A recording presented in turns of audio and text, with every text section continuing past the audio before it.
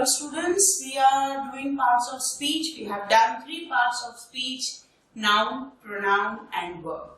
I hope you have understood the functions of noun, pronoun and verb.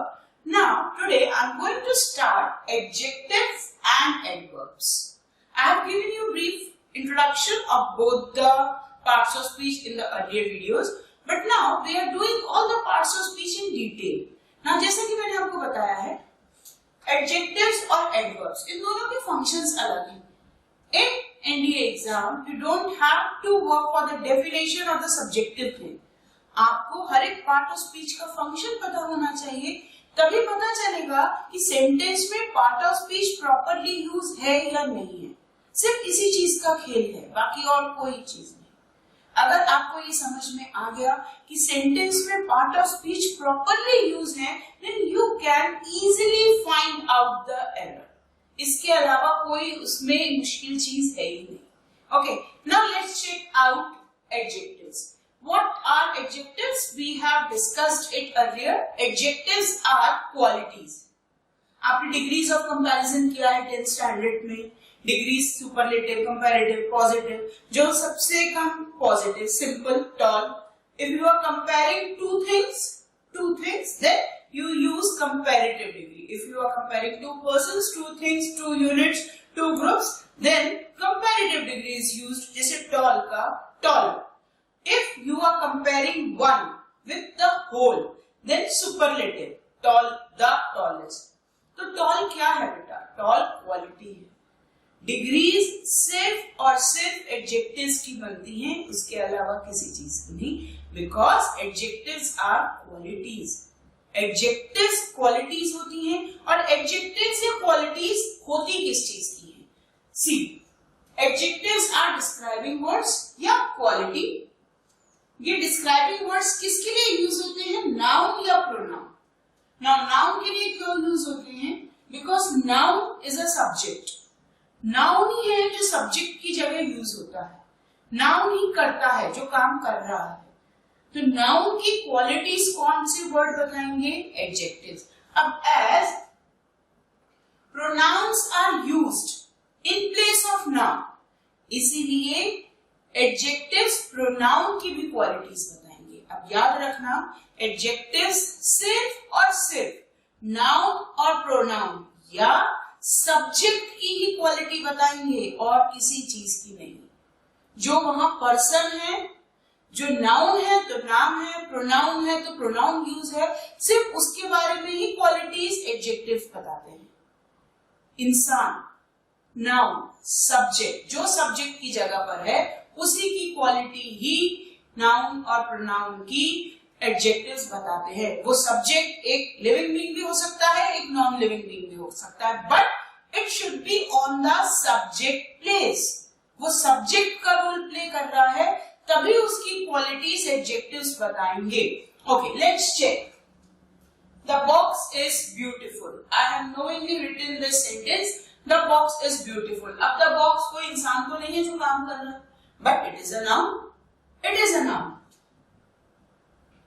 Subject की जगह पर है. ये हमने डिस्कस किया है. सेंटेंस स्ट्रक्चर होता है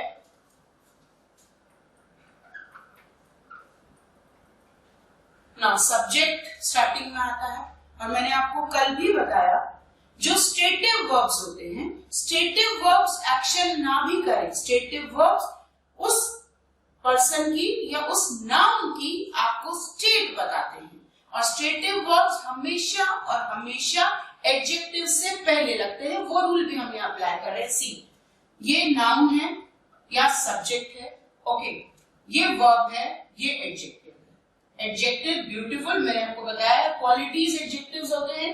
ब्यूटीफुल क्वालिटी है, एडजेक्टिव्स है. This is verb, subject, verb, and this is adjective. अब एडजेक्टिव से पहले लगने वाला वर्ब स्टेटिव वर्ब्स. कल वाला वर्ब का रूल यहाँ रिकॉल हो गया. Every day we will recall the rules we have done earlier. Now, the box is beautiful. Box noun है, beautiful adjective है. अब ये adjective beautiful लगा किसके लिए? Adjective beautiful लगा box के लिए. सुंदर क्या है? Box. तो box noun है. That means adjectives are only used to describe the nouns or pronouns. अब कैसे? यहाँ था बॉक्स नाउन दिया था, कॉमन नाउन बॉक्स था, नाउन दिया था, इसलिए यहाँ beautiful. Now she is a beautiful girl. अब यहाँ पर ब्यूटीफुल एडजेक्टिव है, यहाँ पे भी ब्यूटीफुल एडजेक्टिव था। यहाँ ब्यूटीफुल किसके लिए लगा है? यहाँ ब्यूटीफुल शी के लिए लगा है। शी इज अ प्रोनाउन, ये नाउन ये प्रोनाउन। तो adjectives are only used to describe noun और pronoun. They only tells us the qualities of noun और प्रोनाउन। अब सी, ये ब्यूटीफुल शी के लिए लगा है, वो लड़की सुंदर है। She is a beautiful girl. Okay, now see this sentence, the grapes are sour. Now see the pronunciation, it's not sour, it's sour. What do you mean by sour? Sour means khatte. What is the opposite of sour? It's sweet. Sour, sweet. Just check out the pronunciation of every word. And first of all, it is not pronunciation. That is wrong.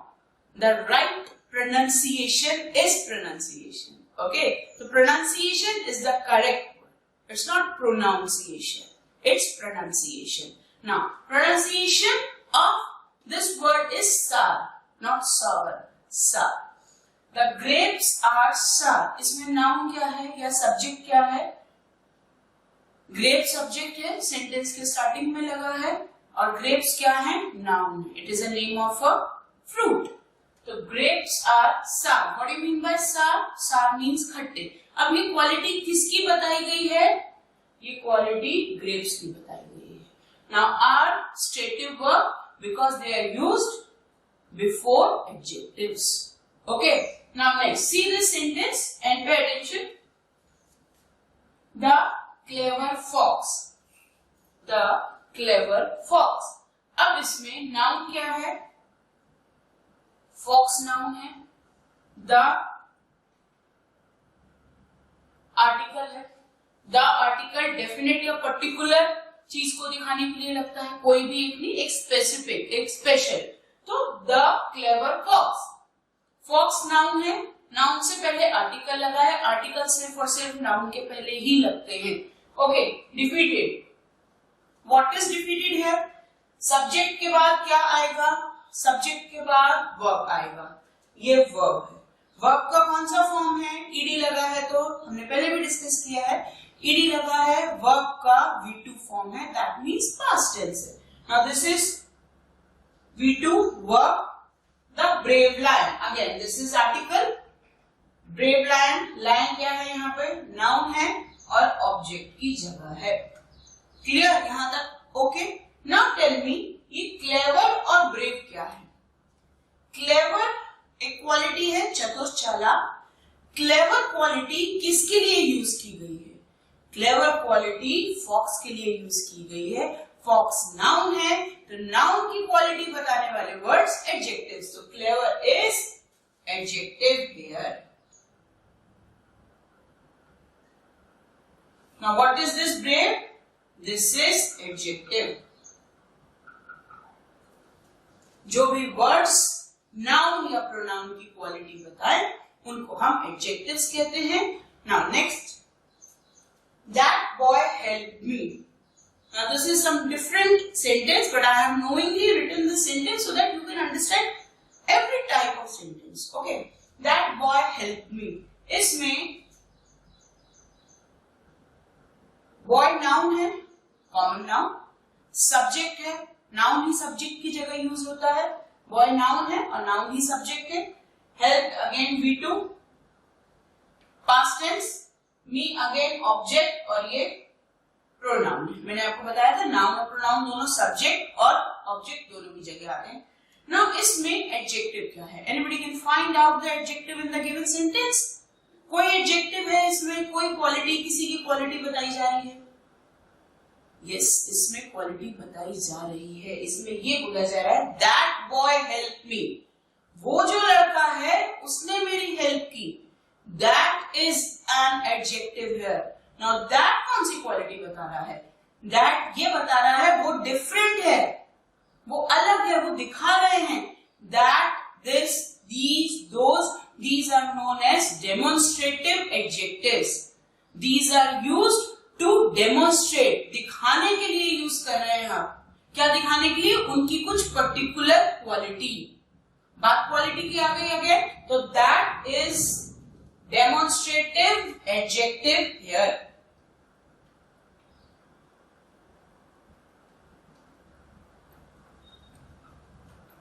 Demonstrative adjective means जिससे आप demonstrate कर सकते हैं। Have you heard the word demo? Yeah. Demo is a short form of demonstration. Demonstration मतलब दिखाना, present करना।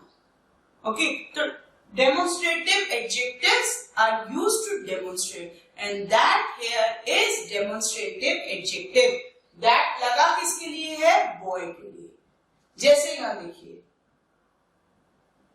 Fox clever, clever quality किसके लिए लगी? फॉक्स के लिए। यहाँ ब्यूटीफुल क्वालिटी किसके लिए लगी? बॉक्स के लिए। वैसे ही दैट क्वालिटी किसके लिए लगी? बॉय के लिए। Adjectives are the describing words or qualities which show the qualities of noun and pronoun. I hope you have understood the concept of adjectives. Now I move forward to adverbs. And why I have written these two parts of speech together? That is because of one reason. When we do this adverb, then I will tell you the difference कि कहाँ बच्चे confuse हो जाते हैं. Okay. Now pay attention. What is adverb? Adverb gives you more information about verb. अब देखो आप उसके नाम में ही verb है. Okay. Adjectives gives you more information about subject. वो subject कैसा है? Subject में noun और pronoun दोनों यूज होते हैं, हमने अभी पढ़ा. Adverb gives you more information about the verb. कि subject कैसा है वो नहीं पता हमें, subject ने काम कैसा किया है, adverb वो बताते हैं. Okay, adverb gives you more information about the verb. And what is verb? The action. Action words जो हैं वो verb में आते हैं. तो वो काम कैसा हुआ है, अच्छा हुआ है, खराब हुआ है, बहुत अच्छा हुआ है, that will be shown by adverbs. First thing, अब adverbs सिर्फ और सिर्फ verb के बारे में नहीं बताते, adverbs adjectives के बारे में भी बताते हैं. Adverbs another adverb के बारे में भी बताते हैं. See, it describes verb या it modifies verb, it describes adjectives and it describes another adverb. वो वर्ब के बारे में तो बताएंगे काम कैसा हुआ है, वो ये भी बताएंगे कि क्वालिटी कैसी है, वो ये भी बताएंगे कि पहले जो काम हुआ था वो कितने अच्छे लेवल पे हुआ है. एडवर्ब ऑफ डिग्रीज, डिग्री में बताएंगे कि कितना अच्छा काम हुआ है. तो that is adverb. Now pay attention, this is subject या noun, this is verb, and what is this? He works hard. वो बहुत मेहनत से काम करता है, वो मेहनत से काम करता है. Now यहाँ hard जो क्वालिटी है, hard इस क्वालिटी मेहनत से काम कर रहा है. Hard क्वालिटी किसके लिए लगाई गई है? He के लिए कि works के लिए? समझ में आ रहा है हमें कि ये hard इसके लिए है, वो मेहनत से काम करता है. हम ये नहीं बोल रहे वो मेहनती है, वो मेहनत से काम करता है. तो यहाँ हार्ड क्वालिटी वर्ब के लिए है, तो this is adverb. So the words which gives you more information about verb, काम कैसा हुआ है उसके बारे में डिटेलिंग जो वर्ड्स दे रहे हैं वो एडवर्ब होते हैं. तो here we have done this rule, it describes verb.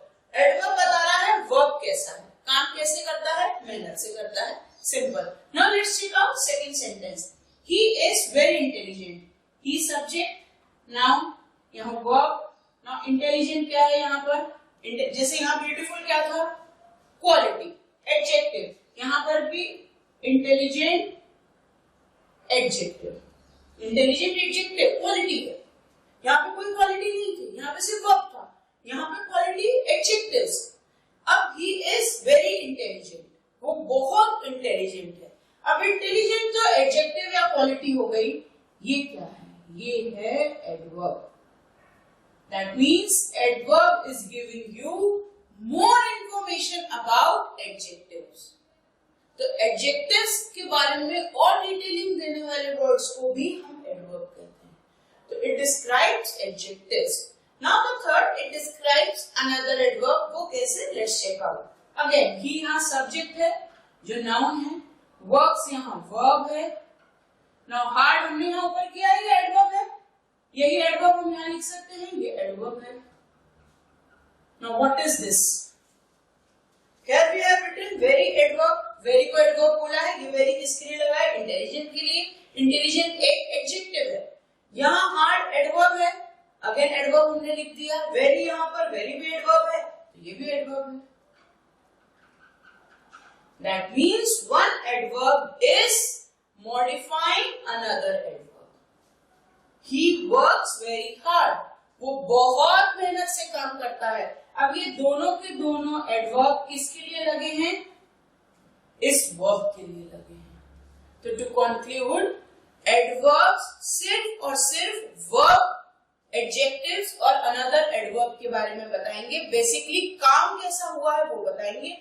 Adjectives आपको सब्जेक्ट की नॉलेज देंगे, एडवर्ब आपको वर्ब की नॉलेज देंगे। एरर कहाँ आता है?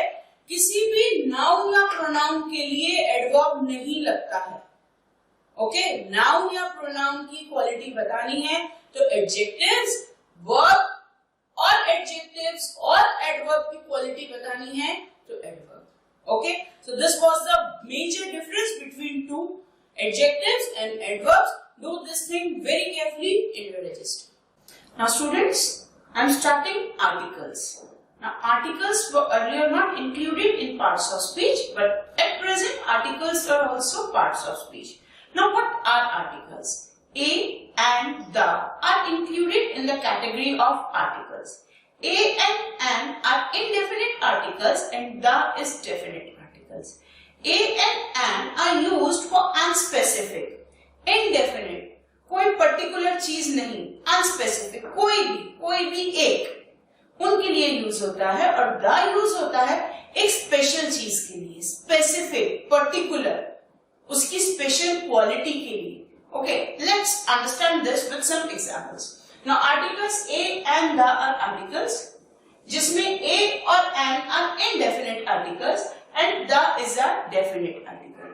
Okay, अब A कहाँ यूज होता है? A यूज होता है अनस्पेसिफिक थिंग के लिए, कोई भी एक थिंग। A यूज होता है सिंगल थिंग के लिए। This is a pen, this is a fan, this is a board, means ये एक बोर्ड है, ये एक पेन है। अब जब मैं बोल रही हूँ एक पेन है, I am not giving any special quality of this pen, unspecific, कोई भी एक पेन, रैंडमली कोई भी। ओके, वैसे ही एंड जब यूज होता है, एंड भी कोई भी एक चीज के लिए यूज होता है, unspecific, randomly. But what is the difference between a and an? Yes, this comes the most important thing. A is used with the words starting with consonant sound. We have discussed this in the very first lecture. In English alphabet, there are 26 letters. A, E, I, O, U. These are vowels. बाकी के 21, they are consonants. तो जो भी word consonant sound से start हो रहा है, उनके पहले लगेगा A. जो भी words vowel sound से start हो रहा है, उनसे पहले लगेगा N. Now why I am using this phrase consonant sound, vowel sound? सिर्फ आप consonant देख के कि C-A-T cat, C consonant है और हमको A लगाना है, A-P-P-L-E apple A से start हो रहा है, vowel से start हो रहा है तो हमें N लगाना है। This is not done. ये पहले, ये किडिश। अब NDA में इस रूल से आप नहीं करेंगे। You have to go with the sound. जब आप उस वर्ड को बोल रहे हैं, आपके मुंह से कॉन्सोनेंट लेटर का साउंड निकल रहा है कि वोवल लेटर का साउंड निकल रहा है, आपको वो चेक करना है। सिर्फ देख के वॉवल के आगे एंड नहीं लगाना है, आपको बोल के साउंड्स के ऊपर एंड और ए लगाना है। We will check out this with the example, लेकिन उससे पहले द आर्टिकल कहाँ लगता है? The article is a definite article. The article एक डेफिनेट इंसान, एक डेफिनेट चीज, कुछ particular, special, one of its kind, unique, exceptionals के साथ लगता है। अब एक और इंपॉर्टेंट चीज, आर्टिकल्स सिर्फ और सिर्फ नाउन के पहले लगेंगे।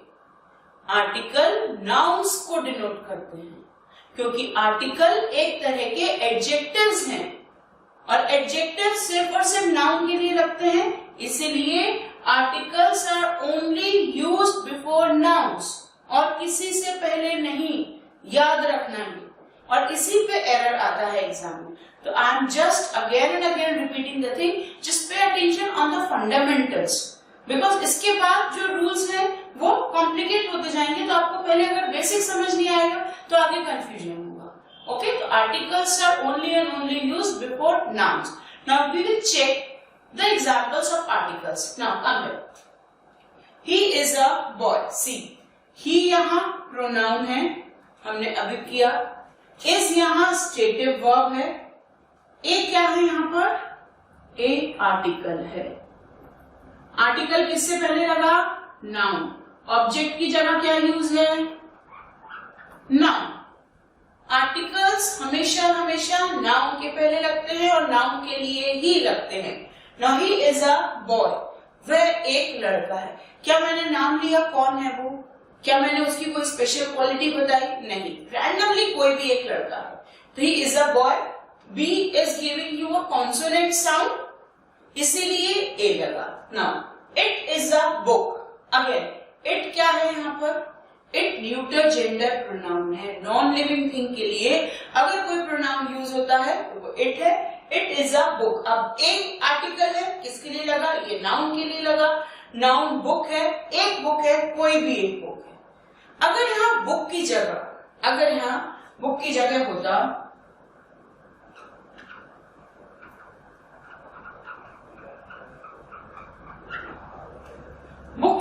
नाम होता भगवत गीता, तो क्या मैं ए लगा सकती थी? No. Bhagavad Gita is our mythological book of Hindus. उसके जैसा कोई नहीं है, वन ऑफ इट्स टाइप, सबसे अलग, डिफरेंट, यूनिक। तो इससे पहले हम लगाएंगे द। ओके, द सिर्फ और सिर्फ डिफरेंट चीजों के लिए लगता है। माइथोलॉजिकल बुक से पहले लगता है, ट्रॉफीज के नाम से पहले लगता है, the world cup, the FIFA cup, the Ranji trophy. एक और चीज, द सुपरलेटिव्स के पहले भी लगता है, the best, the tallest, the most beautiful. इसीलिए द सिर्फ उनके साथ लगता है जिनके जैसा कोई नहीं। Now see, it is a book, we have done this. Now see this, I will come in an hour. I subject, will come verb, in preposition and are noun है। Now यहाँ and क्यों लगा? H हमारा vowel तो नहीं है। H-A-T hat, a hat. This is a hat. This is a horse. This is a house. Okay. Now यहाँ पर भी H है, यहाँ पर भी H है, यहाँ H से R बन रहा है, यहाँ H से hat बन रहा है, R से पहले and क्यों लगा? Now this is the trick. Whenever we are pronouncing the word, जब हम hat बोल रहे हैं, मुंह से क्या निकल रहा है बच्चा? हा। Hat, horse, house. जब हम ये बोल रहे हैं, हम क्या बोल रहे हैं? R. We are not using her.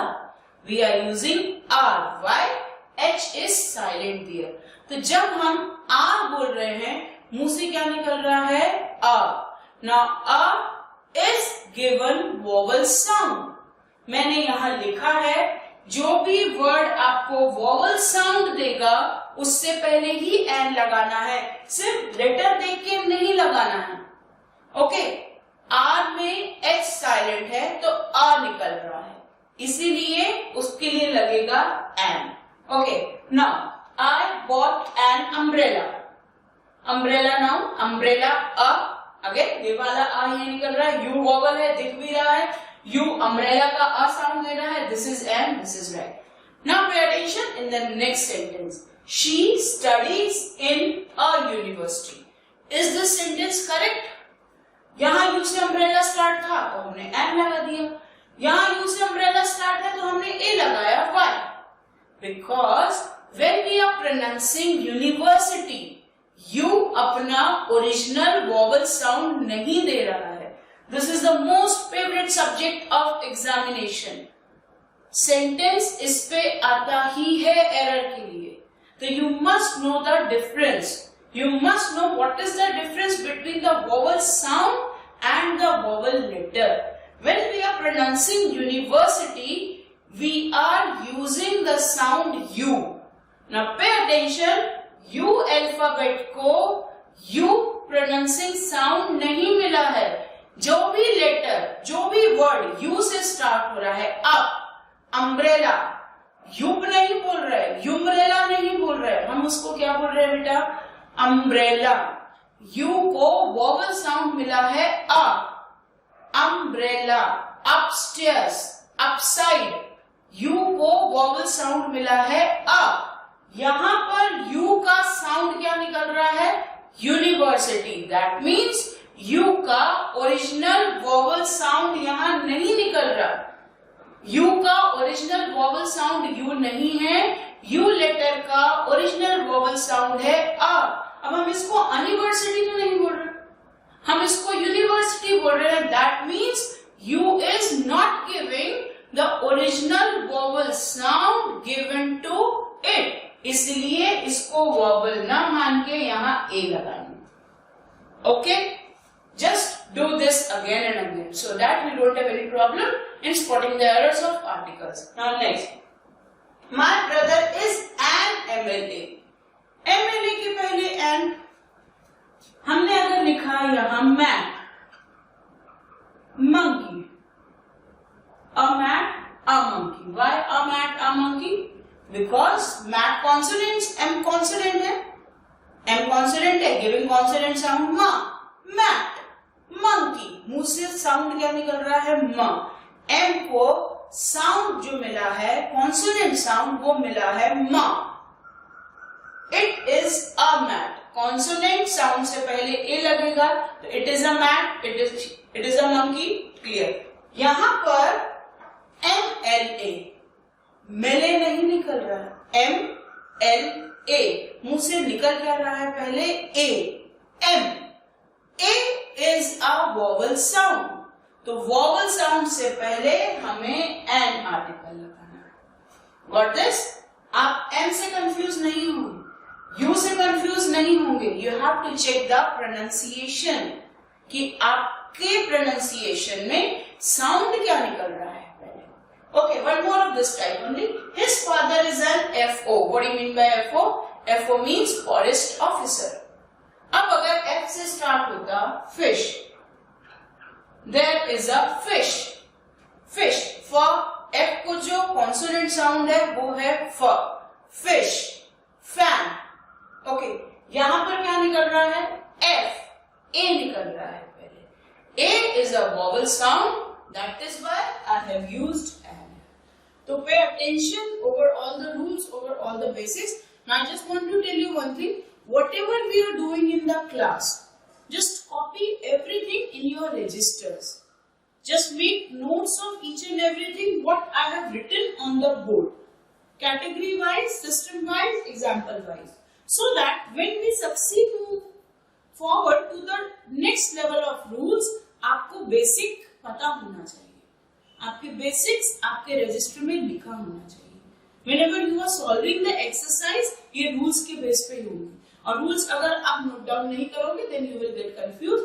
तो जैसे आपके रूल्स डिस्कस हो रहे हैं, जैसे आपका बेसिक क्लियर हो रहा है, just note down each and everything in your register, and we will move forward to the next segment. Hello students, I hope you are studying English, and I hope you are enjoying studying English. As I have made you confident, English is a very easy language. So just enjoy studying English. Don't be scared of it. Don't be afraid of it. Okay. So we have started parts of speech. We have done some parts of speech: noun, pronoun, verb, adverb, adjective, articles. And I hope you have understood all the topics of parts of speech. 3 parts of speech are remaining. Now I have started prepositions. We will do prepositions today. Let's start them. What is preposition या what are preposition? Preposition के word में ही देखिए आप preposition.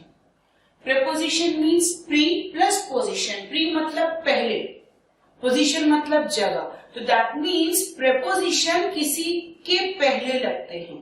Now किसके पहले लगेंगे? Prepositions हमेशा noun या pronoun के पहले लगते हैं. Now noun के पहले preposition लगते हैं, that is a rule. Now pronouns are used in place of noun. जहां जहां noun यूज होता है वहां वहां pronoun यूज होगा. इसलिए जो preposition noun के पहले लग रहे हैं, same rule वही preposition pronoun के पहले भी लगते हैं. तो just remember the fact कि prepositions are always used in place before noun और pronoun. Now preposition से related जो errors आते हैं एग्जाम में 2 ही टाइप के आते हैं. एक होता है wrong usage of prepositions. Prepositions of time अलग होते हैं, preposition of place अलग होते हैं, तो वो mix and match नहीं होने चाहिए. Second, prepositions हमेशा noun के पहले लगते हैं. तो अगर noun के पहले preposition नहीं लगा, there is a error. अगर लगा है तो गलत नहीं होना चाहिए, सही होना चाहिए. Okay. On time होता है, जैसे preposition time के लिए on time, at time या in time नहीं. I'll reach there on time. मैं वहां time पर पहुंच जाऊंगा. तो ऐसे errors नहीं होने चाहिए. जो भी preposition है that should be used as per the usage. Now let's check some of the examples. Now first of all, preposition are used before nouns or pronouns. We have done this. They are relating words. क्या relate करते हैं preposition? Preposition shows the relation of a noun to another noun या of noun to another words. Noun क्या कर रहा है, कैसे कर रहा है, उसका दूसरे noun से क्या relation है, ये सब preposition ही बताते हैं. Now let's check one example. The dog ran after the cat. यहाँ पे dog subject है, see subject, verb, object. Basic structure. Dog subject है, dog noun है, we all know. Now ran verb, this is V2 past tense, run, ran, run. Now ran verb है, past tense. After the cat, again the cat क्या है, noun है और object की जगह पर है. The cat और dog के बीच में जो चल रहा है वो कैसे पता चल रहा है? After word से. After preposition.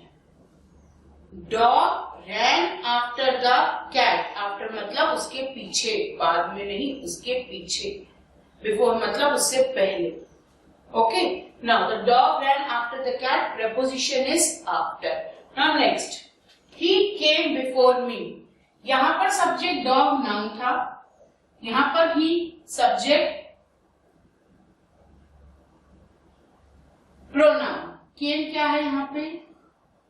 Verb and that also V2. Come, came, come.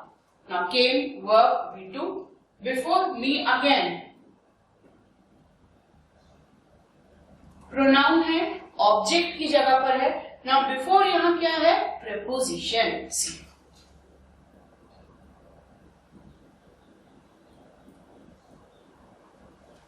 वो मुझसे पहले आया था. Pronoun, noun. नाउन और प्रोनाउन दोनों से पहले preposition लगता है. सी ये नाउन है, नाउन से पहले preposition, ये प्रोनाउन है, प्रोनाउन से पहले preposition. अब आप लोग कहेंगे कि ये भी तो नाउन और प्रोनाउन है, इनसे पहले preposition क्यों नहीं लगा? Because these are used in place of subject. Subject सबसे पहले आएगा, subject से पहले कैसे लगा देंगे?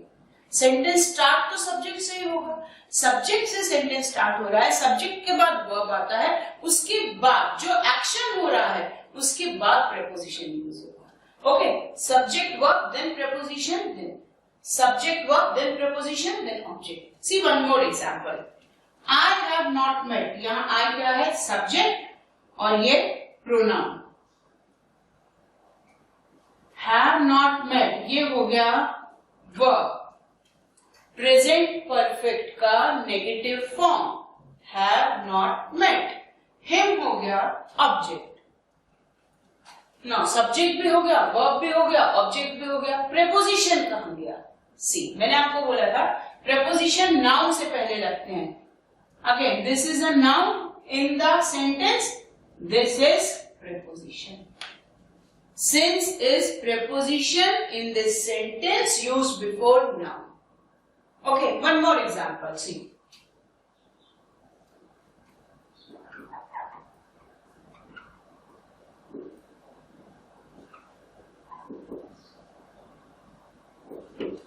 The box is on the table.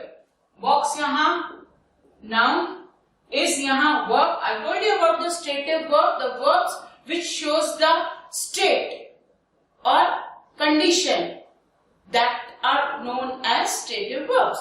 Now यहाँ table क्या है? Noun है, object की जगह है. What are the preposition? This is preposition.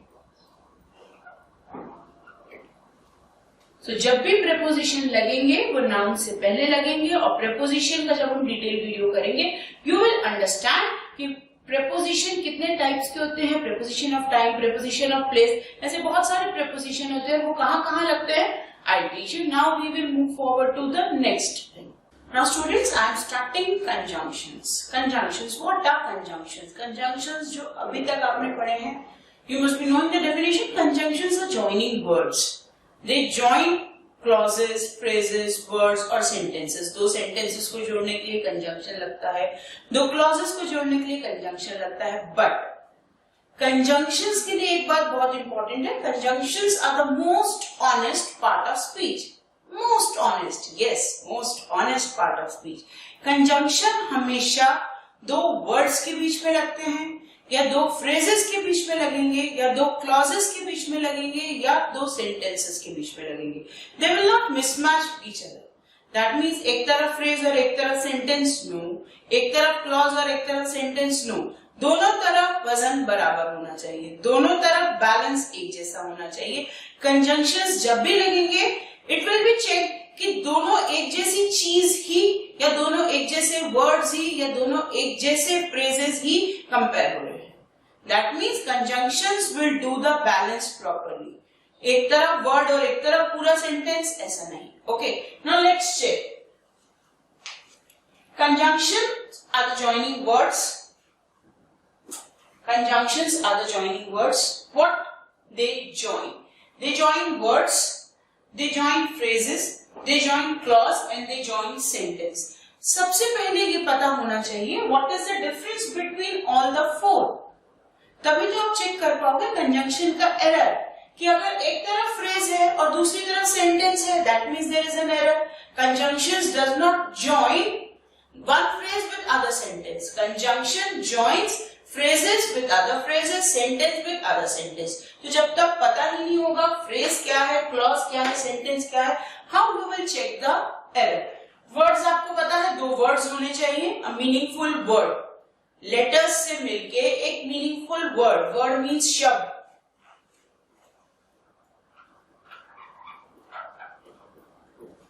Words means शब्द, उसके साथ सब्जेक्ट, ऑब्जेक्ट, वर्ब कुछ नहीं, एक शब्द। तो दो शब्दों के बीच में जो वर्ड लग रहा है वो conjunction. What do you mean by phrase? Phrase means a group of words. Subject भी है, वर्ब भी है, ऑब्जेक्ट भी है, but it is not meaningful. आप फ्रेज पढ़कर कुछ मीनिंग नहीं कैलकुलेट कर पा रहे हो, that is a phrase. As good, this is not a meaningful sentence, this is a phrase. Very beautiful, now very beautiful phrase है, but कौन beautiful है, subject क्या है, verb क्या है, कुछ नहीं पता, तो phrase not meaningful. They are group of words. Phrase a group of words होते हैं, but उसका अपने आप में independent कोई meaning नहीं निकल पाता जब तक उसको किसी और फ्रेज से या किसी और सेंटेंस से या किसी और सब्जेक्ट से ऐड नहीं करेंगे। They are regarded as meaningful. Now what is clause? Clause में सब्जेक्ट भी होगा, वर्ब भी होगा, बट ऑब्जेक्ट नहीं होगा। ओके, क्लॉज में सब्जेक्ट भी होगा, वर्ब भी होगा, बट ऑब्जेक्ट नहीं होगा और वो मीनिंगफुल होगा। यहाँ पे सब्जेक्ट वर्ब भी होगा, मीनिंग होगा। यहाँ पे सब्जेक्ट वर्ब है बट ये मीनिंगफुल होगा। ओके, अब सेंटेंस तो आपको पता है, सेंटेंस जिसमें सब्जेक्ट है, वर्ब है, ऑब्जेक्ट है और सेंटेंस स्ट्रक्चर है, सब होता है। तो द डिफरेंस इज क्लियर। ये भी ग्रुप ऑफ वर्ड्स है बट इसका मीनिंग अपने आप में क्लियर नहीं हो रहा।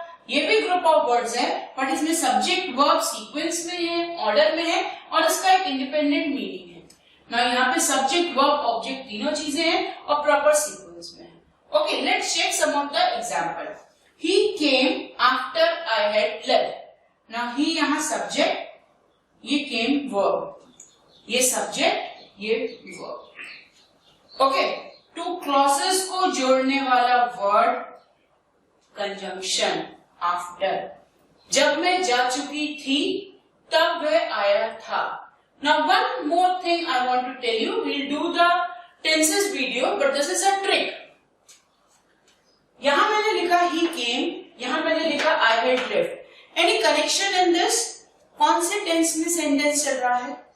सेंटेंस चल रहा है पास्ट टेंस में, he came, वो आया था। I had left, what do you mean by this? मैं जा चुकी थी, जब वो आया था तब मैं जा चुकी थी।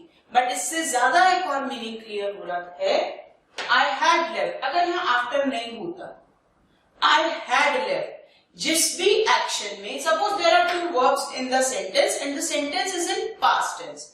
Now how you will calculate which action took place earlier. दोनों में से कौन सा काम पहले हुआ? जिस वर्ब में या जिस एक्शन में हैड लगा है।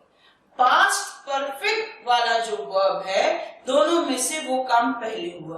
अब यहाँ तो आपको क्लियर समझ में आ रहा है, आफ्टर मतलब मैं पहले जा चुकी थी, उसके बाद वो आया। ओके, लेकिन कई सेंटेंस कॉम्प्लिकेट करने के लिए उसमें ऐसे वर्ड्स नहीं लगाते, तब आपको ये कैलकुलेट करना पड़ता है कि दोनों में से कौन सा काम पहले हुआ, जिस एक्शन में हैड प्लस V3 लगा है। I am repeating, whenever some action took place in past tense, the sentence is in past tense, some two actions took place in past tense, the action which took place earlier will be denoted with past perfect tense, that means had plus V3, and the other action will be denoted with past tense, that is V2. तो एक verb में had plus V3, another verb will be V2, that is past tense. अब had plus V3 वाला काम पहले हुआ है, V2 वाला काम बाद में हुआ है। Okay, now this was action, this was conjunction. I had left, he came, इन दोनों के बीच में जो लगा है वो conjunction. Next, I have not met him since he left. Now what is the conjunction? This is conjunction. I have not met him since he left. जब से वो गया था तब से आज तक मैं उससे नहीं मिली हूँ। प्रेजेंट परफेक्ट टेंस, आज तक नहीं मिली हूं। Okay, since is a conjunction here. Let's check some more conjunction. The match was cancelled at it was raining. See, subject, verb, the whole verb, again subject, verb. And what is this? This is conjunction. This is conjunction. Okay, next. The boy and his father went on a walk. The boy now, his father now, went work on preposition. Now this, action. Now बताओ. अब बताओ इसमें conjunction कहाँ गया? Anybody can check the conjunction here? Yes, this is conjunction. Conjunction यहाँ दो nouns को जोड़ रहा है, दो वर्ड्स को जोड़ रहा है। The boy and his father, दोनों तरफ बैलेंस बराबर। यहाँ पे भी सब्जेक्ट, यहाँ पे भी subject. Okay, next, he and she. Now again see, ये प्रोनाउन, ये pronoun. He and she are good friends. Two pronouns are joined by conjunctions. One more. I went to Delhi, but he stayed here. I, pronoun, subject, verb, this preposition, this noun, this conjunction, again pronoun, again verb. See. subject verb, noun, conjunction, subject verb, displays. So, but is conjunction here. So, this is the explanation of conjunction. Now, only last part of speech is left, that is interjection. Students, the last part of speech is interjections. Yeah, you have heard it right, interjections. Now, what are interjections? Interjections are the words which expresses the emotions or feelings clearly and with an impact.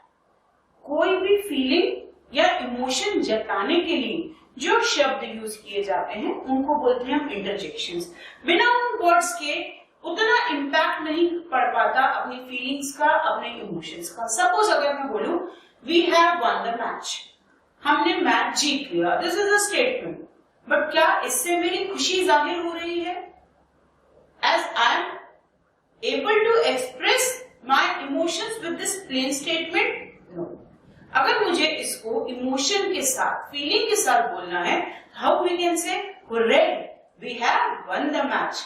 That means hurray word is used to express the emotion with an impact. Yes, so these words which are used to express the emotions are known as interjections. Let's check. Now, interjections always used with this exclamatory sign. जो भी word आप use कर रहे हैं उसके साथ exclamatory sign बहुत जरूरी है। Now they are used to express emotions or feelings. किस टाइप के इमोशंस? हर टाइप के।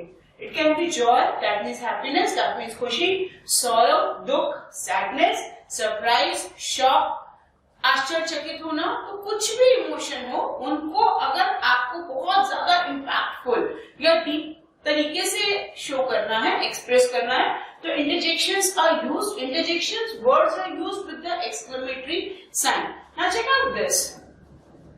Hooray! This word is used for joy. See this mark.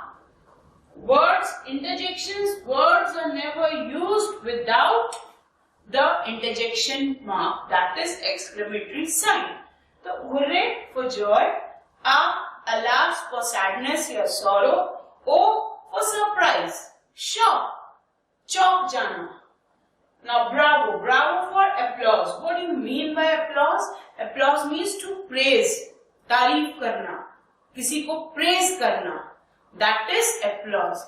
आपने सुना होगा कई बार give a huge round of applause. The huge round of applause means give a clapping, that means in praise. उसकी तारीफ में तालियां बजाना। इस चीज के लिए जो हम फ्रेज यूज करते हैं in English while giving a speech या while doing comparing, आप जब भी कोई स्पीच दे रहे हैं, आप स्टेज पे है, कंपेयरिंग कर रहे हैं, तब जो वर्ड यूज होता है या फ्रेज यूज होता है तब बोला जाता है कि वो ह्यूज राउंड ऑफ अप्लॉज। तो huge round of applause means उसकी तारीफ में आप लोग ताली बजाएं। तो अप्लॉज मीन्स तारीफ करना। Okay, now just check out some examples based on interjection. Hurray we have won the match. Now अगर यहाँ हुर्रे लिखा है, आपको समझ में आ रहा है कि खुशी जाहिर हो रही है। अब अगर इसको मुझे दुख में बोलना है, alas we have lost the match. दुख में भी और सुख में भी आप इंटरजेक्शन यूज कर सकते हो, but the most important thing, the word should be use properly. आप ये नहीं बोल सकते hurray we have lost the match. Word use कर रहे हो हैप्पीनेस वाला और दुख जाहिर कर रहे हो हारने वाला, तो मैच होना चाहिए। ओके, अगर यहाँ हैप्पीनेस का वर्ड है तो हैप्पीनेस दिखाने के लिए या इम्पैक्ट दिखाने के लिए, खुशी का या जाहिर करने के लिए ही सेंटेंस होना चाहिए। तो if you are expressing your happiness, the word for interjection should be for happiness only. If you are expressing your sorrow, then the word should be related to sorrow only. Mix and match नहीं होना। Okay, now bravo, bravo I told you for applause. Bravo, he has scored a century. तो हम उसकी तारीफ कर रहे हैं कि वाह उसने एक सेंचुरी बना ली। ब्रावो मीन्स वाह, very good. Okay, now oh, what have you done? O for surprise. O, what have you done? क्या कर लिया तुमने अपने साथ या क्या हाल बना लिया तुमने अपना। तो O means for shock, for surprise, चौंक जाना। Okay, so students, we have completed interjection here. We have completed parts of speech here. If you have any of the doubt regarding any part of speech, you can message, you can ask your doubts. I'll clear all your doubts After this, we'll start detailing of each and every part of speech and how the question will come based on each and every part of speech. I'll give you the rules regarding every part of speech and the exercises also regarding each and every topic. But the most important thing, hard work is the key of success. You have to do the hard work, you have to study daily, and you have to do the task completely daily in your register. Okay? Thank you. Hello students, today's word is amicable. I am repeating amicable. What do you mean by amicable? Amicable means friendly. Amicable means friendly. Now how you can use this word in a sentence? The meeting ended in an amicable way. One more. The two nations settled the issue in an amicable way. Yeah, the two nations settled the problem on amicable terms. The amicable means friendly. Enjoy. Hello students, again I am back with a new idiom. Today's idiom is under the weather.